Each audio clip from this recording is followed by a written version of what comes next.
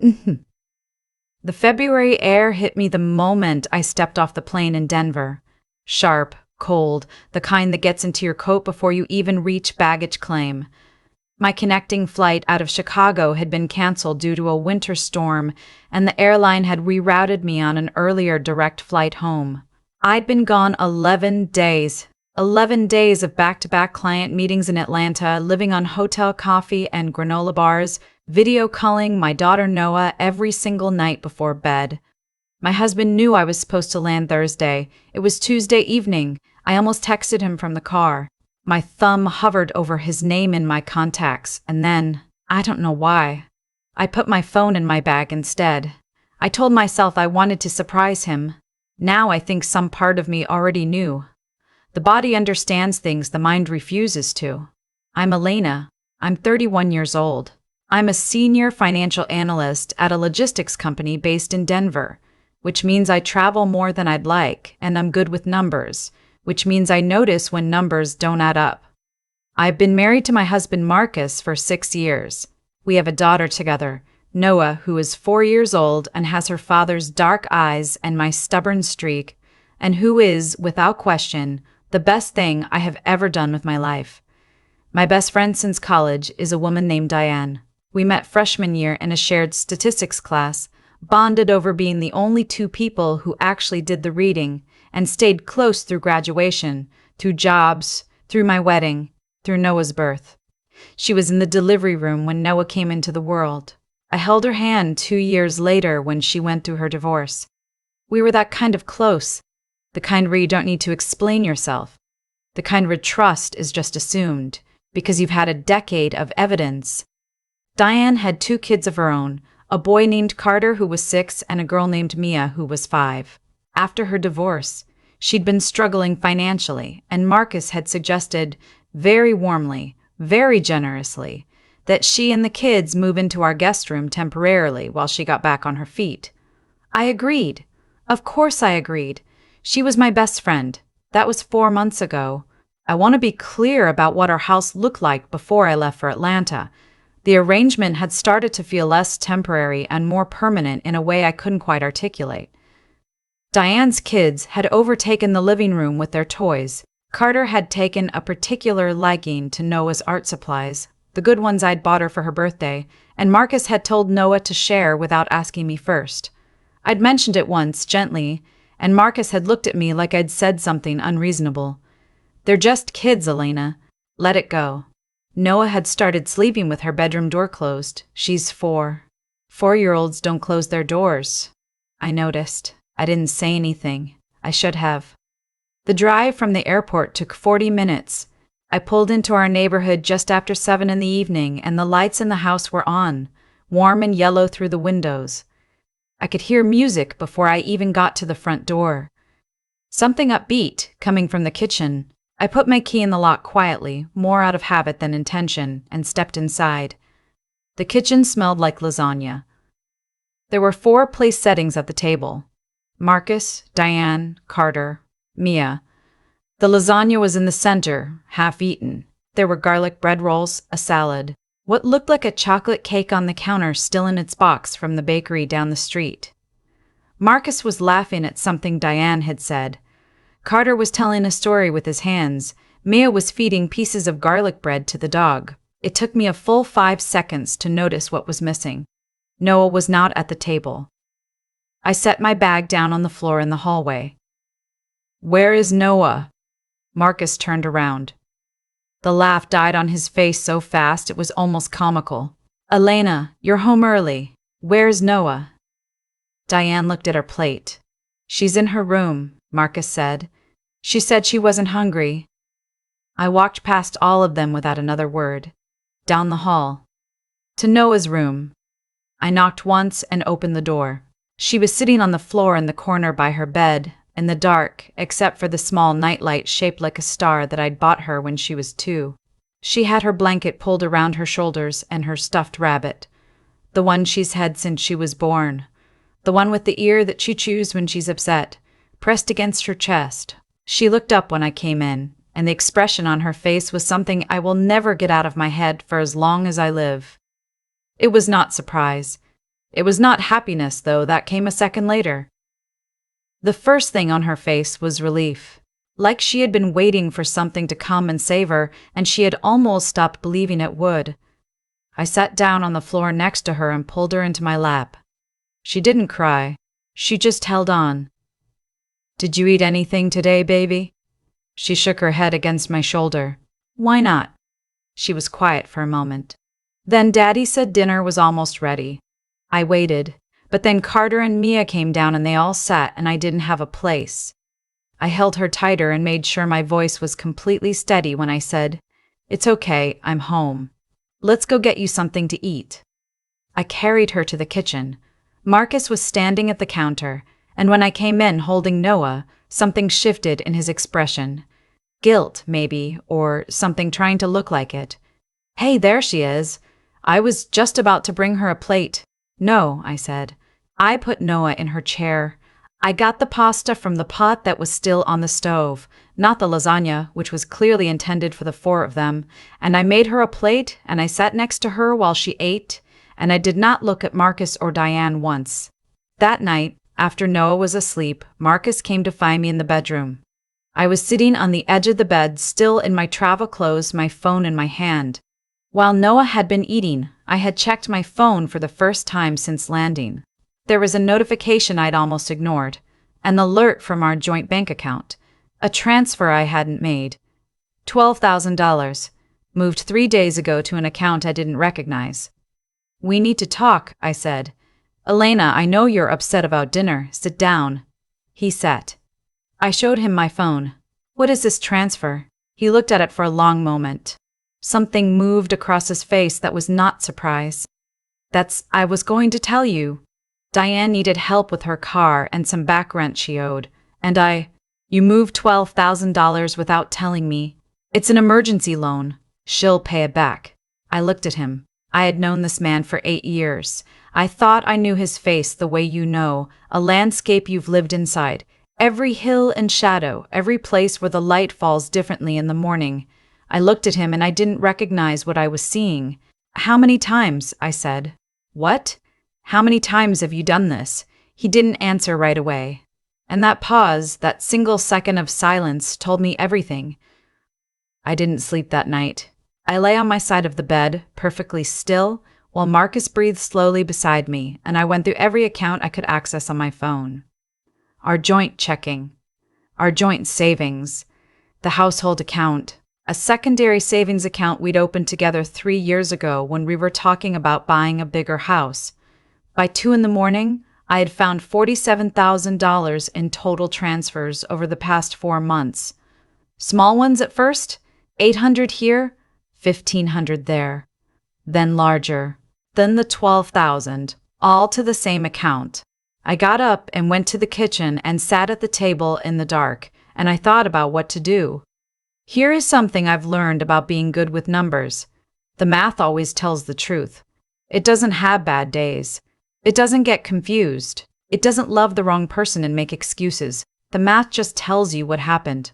What happened was that while I'd been in Atlanta working 12-hour days to pay our mortgage and our grocery bills and our daughter's health insurance, my husband had been quietly moving our money into our house guests account. I called my mother at 6:30 in the morning. She answered on the second ring because she always has my entire life every time I've needed her. I told her what I'd found.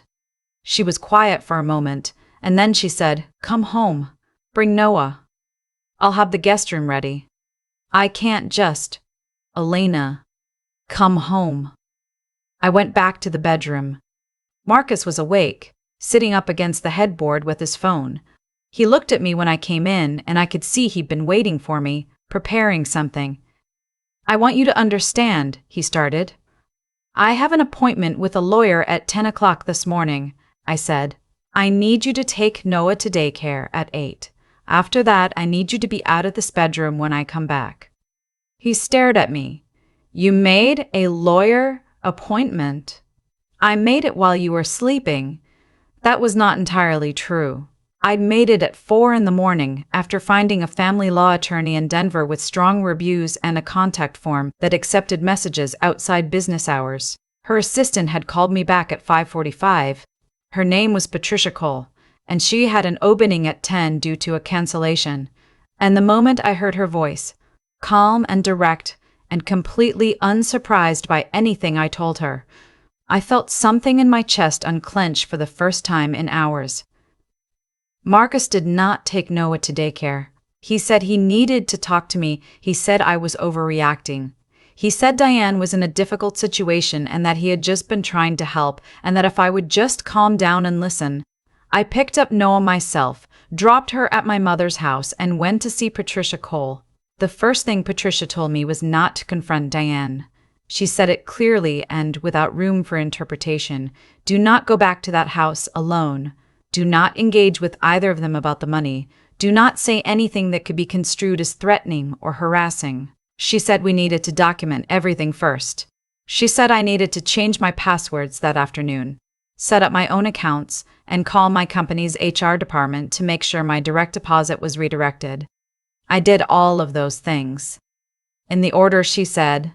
That same day, I stayed at my mother's house that night with Noah. My daughter slept through the night for the first time in weeks, according to my mother, who had been listening through the baby monitor we'd set up when Noah was an infant and never quite dismantled. The next morning, I got a call from a number I didn't recognize. I almost let it go to voicemail. Something made me answer. It was Diane. She said she was sorry. She said she'd had no idea things had gotten so bad in our marriage. She said she wanted to meet somewhere, just the two of us, coffee, somewhere neutral, because she felt like I deserved to hear her side. Her voice was careful in a way that felt rehearsed. I thought about Patricia's instructions. I thought about 10 years of friendship and what it was apparently worth. I thought about Noah's face in the dark corner of her bedroom. I said, I don't think that's a good idea right now. She paused. Then, Elena, there are things you don't know. Then your attorney can put them in writing, I said, and I ended the call. I called Patricia immediately and told her about the conversation. She said I'd done exactly the right thing. She also said, and this is the part that made my stomach drop, that based on the transfer pattern I'd described, there may be grounds for a fraud claim, not just a marital asset dispute. She wanted me to pull 3 years of bank records, not just 4 months. She had a colleague, a forensic accountant, who could look at everything. I pulled 3 years of records. It took me 2 evenings, sitting at my mother's kitchen table with a cup of tea going cold beside me while Noah slept in the next room. I found $94,000 over 3 years. Not just to Diane's account, some of it to accounts I couldn't trace. Some of it to cash withdrawals in amounts just below the bank's automatic reporting threshold. A pattern, Patricia's forensic accountant told me later. That is a very specific kind of intentional. I want to tell you that I cried a lot during this period. I did, but I also want to tell you that I didn't fall apart. I think people expect that the betrayal is so complete, the person doing it is so deeply trusted, surely you must simply collapse. But there is something that happens when you finally have evidence for a feeling you've been carrying for a long time. Something clarifying. The grief was real. The grief was enormous. But underneath it was this quiet, steady certainty that I was done being someone this could happen to. My attorney filed for divorce 3 weeks after I came home early from Atlanta. Marcus was served at the house, which Diane was still in, which led to a conversation between them that a neighbor of ours, a retired woman named Greta, who has lived next door for 11 years and who I have always liked, described to me later as extremely audible through the front window. Apparently, they had not anticipated I would move this fast. Patricia had also, in the meantime, sent a formal letter to Diane's attorney demanding documentation of the transfers as loans, promissory notes, repayment terms, all of it. As expected, no such documentation existed. The $94,000 had not been loaned. It had been given, which, in Colorado, during a marriage, makes it marital property. I won't walk you through every detail of what followed, because it took 8 months and involved more paperwork than I care to remember. What I will tell you is this. Marcus did not have a strong case. He did not have documentation. He did not have a forensic accountant. He did not have Patricia Cole, who has been doing this for 23 years and who I am fairly certain could win an argument with a wall. The settlement gave me the house.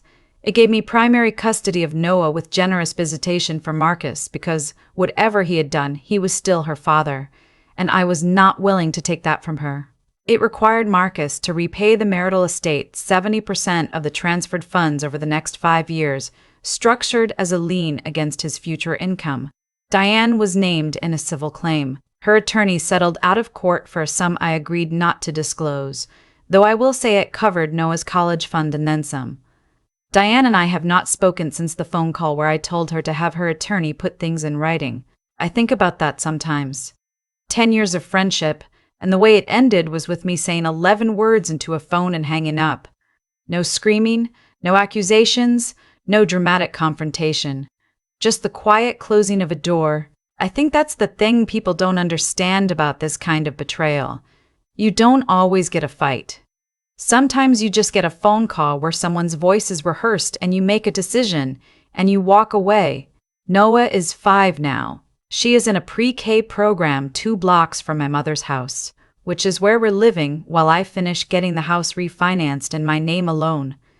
She has made 3 best friends, which she announced to me very seriously one evening at dinner, counting them off on her fingers. She sleeps with her door open again. She has stopped chewing her rabbit's ear. Last month, she climbed into my lap on a Sunday morning while I was having coffee, and she said, very matter-of-factly, "Mommy, our house is quieter now." I said, "Do you like it quieter?" She thought about it. "Yes," she said. "It feels like it's ours." I held my coffee cup and looked out the window at the February light coming through, and I thought, yes, that's exactly it. I have started working with a therapist, something I probably should have done before I reached the point of sitting in a dark kitchen at 2 a.m. with 3 years of bank records on my phone. I'm learning to pay attention to the things I notice and then talk myself out of noticing. I'm learning that the body keeps score even when the mind is busy being reasonable. I'm not sure what comes next. I have a job I'm good at. I have a daughter who tells me things. I have a lawyer I trust, and a mother who answers on the second ring, and a neighbor named Greta who saw what was happening from next door and showed up on my doorstep 3 weeks after the divorce was filed with a casserole, and the quietly furious face of someone who has been waiting for permission to help. I know what I lost. I'm not going to pretend it doesn't matter, or that it doesn't hurt on the days it hurts. 6 years.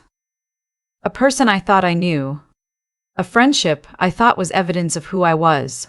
But I also know what I found on a Tuesday evening in February when I walked into my own kitchen and couldn't find my daughter. I found the exact edge of what I would accept, and I stepped back from it. And I took her with me.